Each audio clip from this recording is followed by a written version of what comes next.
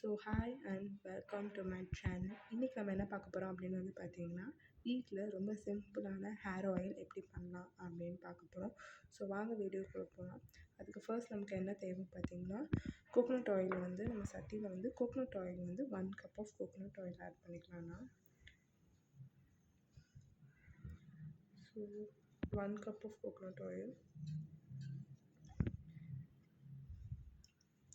இப்போ coconut oil add பண்ணதுக்கப்புறம் வந்து பார்த்திங்கன்னா, நான் 1/2 கப் ஆஃப் நல்லெண்ணெய் ஆட் பண்ணுறேன்.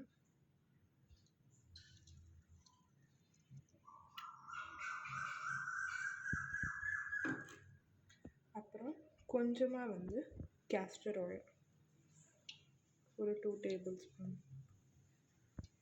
இது வந்து ஹேரை நல்லா கூல் பண்ணும். ஸோ அதனால் ஆயில் நல்லா ஹீட் ஆகட்டும்.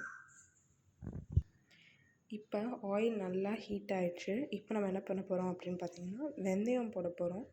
ஸோ வெந்தயம் வந்து ஒரு 1/2 கப் ஆட் பண்ணிக்கலாம்.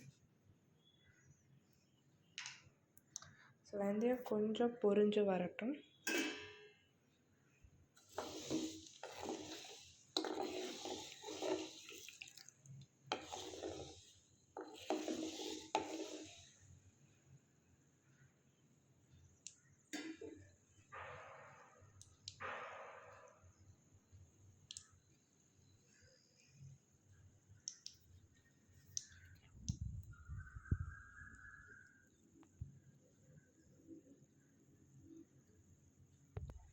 ஸோ இப்போ வந்து வெந்தயம் நல்லா வெந்துருச்சு. வெந்தயம் இந்த மாதிரி நுர வந்ததுக்கப்புறம் இதில் நம்ம கருவேப்பிலை ஆட் பண்ணிக்கலாம்.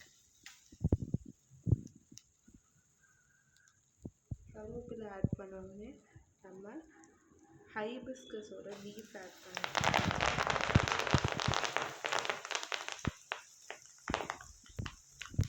இப்போ ஹைபிஸ்கஸ் லீஃப் ஆட் பண்ணதுக்கப்புறம் ஆம்லா, நான் வந்து நல்லா இடித்து வச்ச ஆம்லாஸ் எல்லாம் ஆட் பண்ணிக்கிறேன்.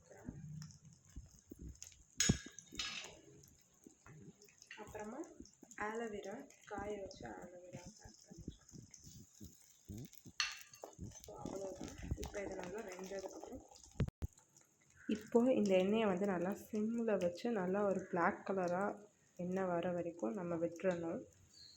இப்படி நல்லா எண்ணெய் நல்லா இப்படி ஆனதுக்கப்புறம் நம்ம வந்து ஸ்டவ் ஆஃப் பண்ணி விட்டுக்கலாம். ஆஃப் பண்ணிவிட்டு நல்லா ஆற வச்சு ஒரு சூப்பரான ஒரு டைட் ஏர் கண்டெய்னரில் ஊற்றினா சூப்பரான ஹேர் ஆயில் ரெடி.